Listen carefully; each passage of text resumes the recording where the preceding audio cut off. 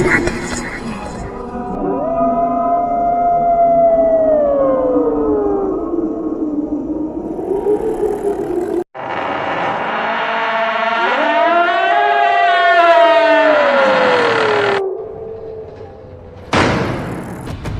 ಹೆಜ್ಜೆಗೂ ಭಯ, ಹೆಜ್ಜೆ ಇಟ್ಟಾಗಲೆಲ್ಲ ಹೆಚ್ಚಾಗುವ ಹೃದಯ ಬಡಿತ, ಮೈ ಸೋಂಕುವ ಗಾಳಿ ಕೂಡ ಏನೇನೋ ಕಥೆಯನ್ನು ಹೇಳುವಂತೆ, ಯಾರೋ ಕಿರುಚಾಡಿ ಕರೆಯುವಂತಹ ಅನುಭವ ಆಗುವ ಅನೇಕ ಸ್ಥಳಗಳ ಬಗ್ಗೆ ನೀವು ಕೇಳಿರಬಹುದು.